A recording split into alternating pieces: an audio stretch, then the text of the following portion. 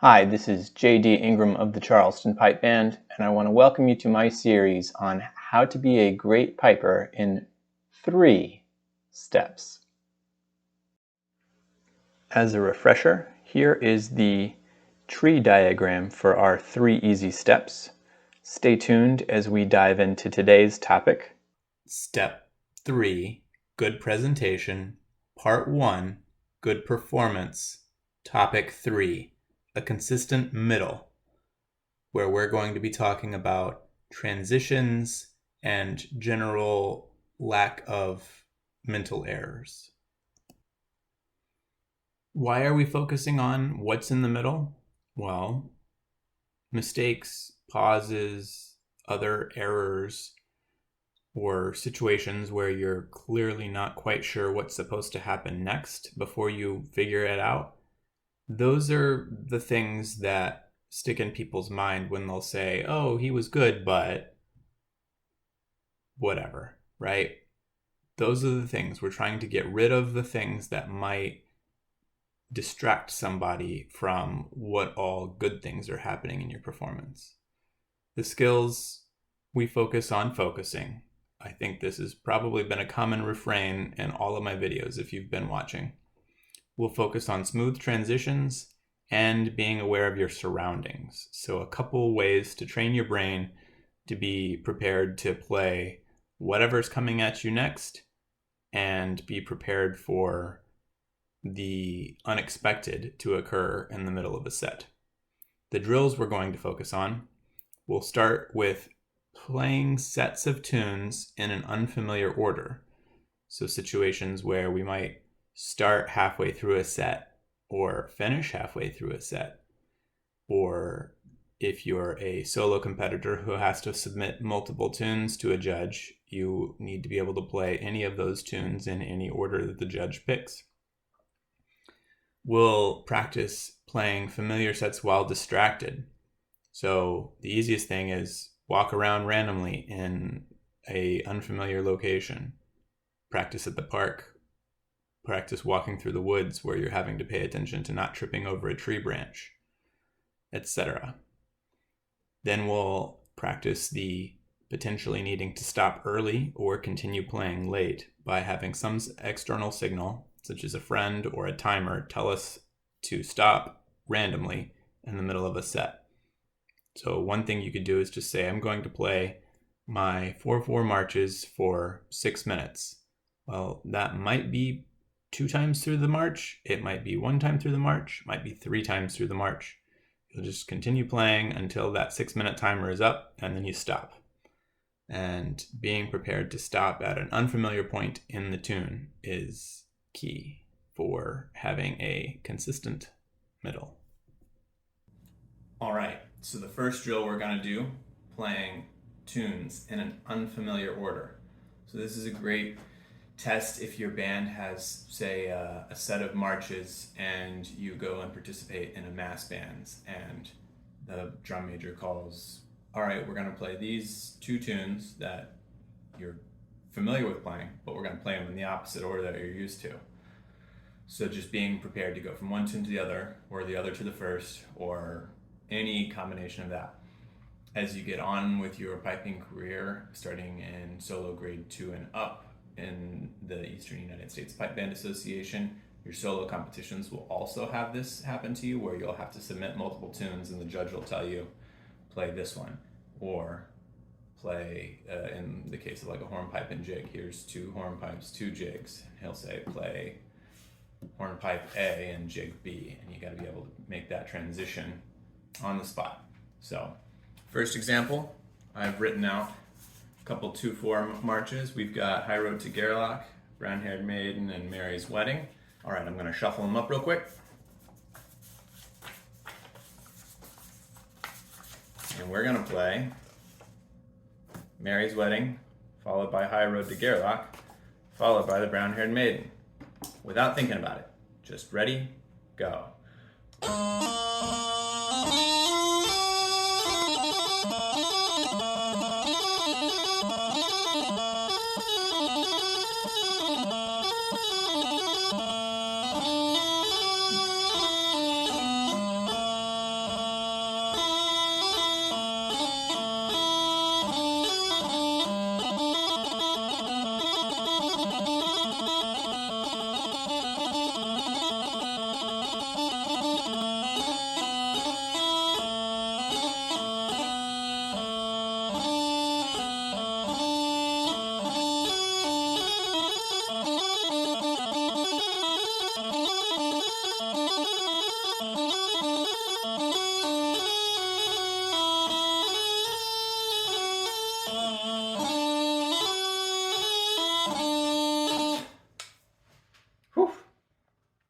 So be ready for any transition, any order, and with fairly short notice, because you never know what's going to happen in a mass bands or a situation like that.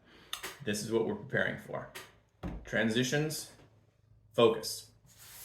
As I mentioned in the other example, submitting multiple tunes and having to pick one of each. So I've written out some competition style marches, straths bass, and reels. And so I'm going to flip them over, mix it up real good here. And we're going to play an MSR, and it is going to be Arthur Bignell of Loch Rusk, Arniston Castle, and Alex C. McGregor, the 3 A's. Here we go.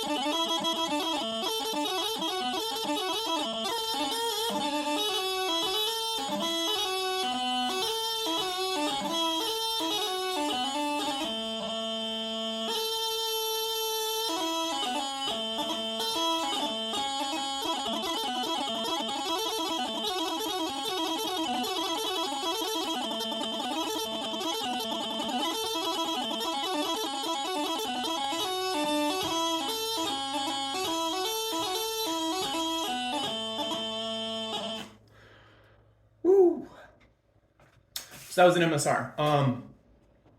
You'll notice I mentioned it was the 3 A tunes. The tunes that I did not select were Balmoral Highlanders, Miss Maria Ingram, and Brown Haired Maid.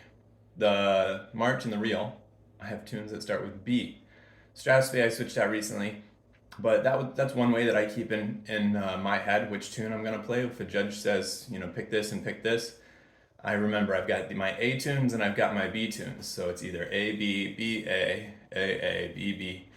That helps me focus a little bit. Other memorization tricks is picturing each tune with a location. Some people have very good spatial memory, and so thinking like, these are the tunes that I practice in the dining room, and these are the tunes that I practice in the living room. So the judge asked me for living room, dining room, living room, or whatever.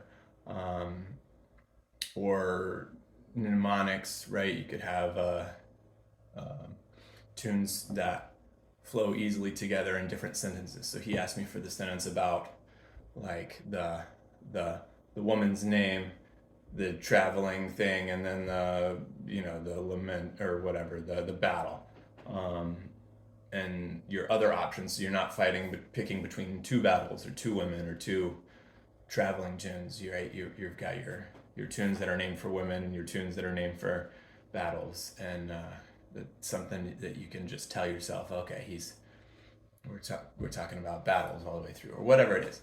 Something that associates each tune. And so when you're going, you're not thinking, oh crap, was it the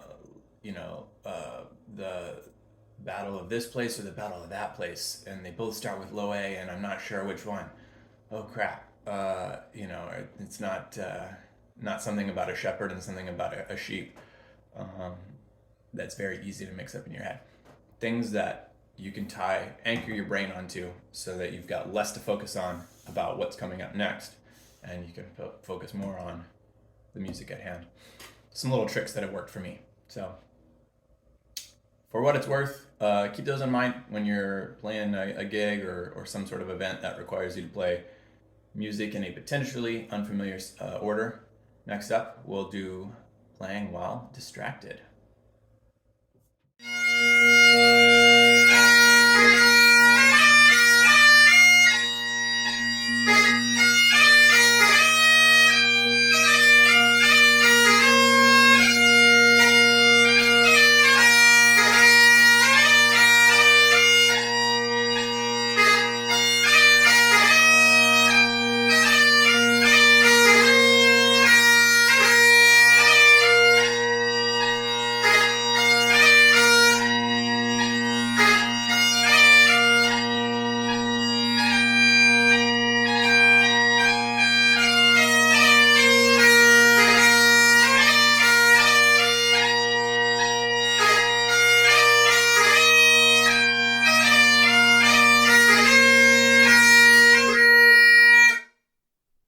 All right, last drill is being prepared to cut off, or not, at the appropriate time.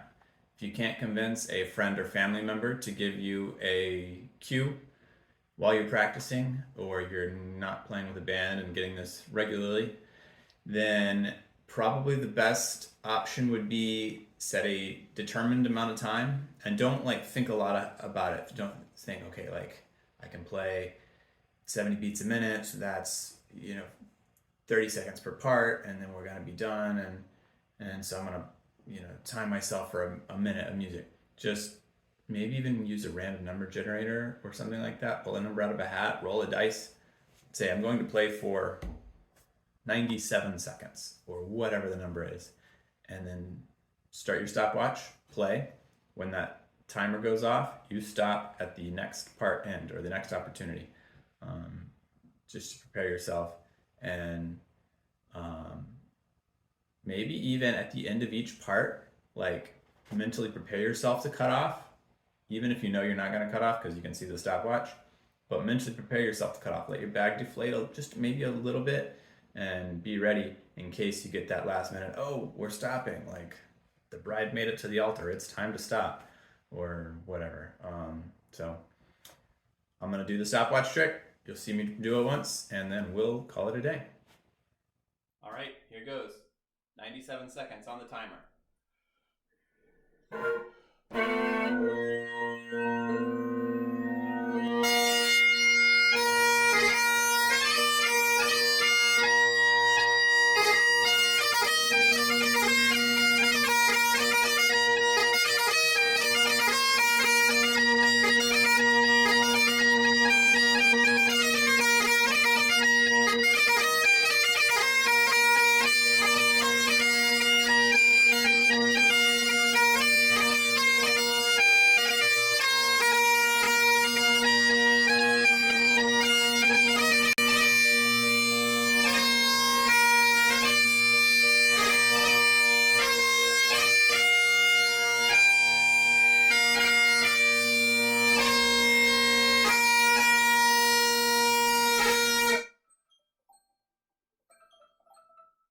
That turned out to be pretty good timing.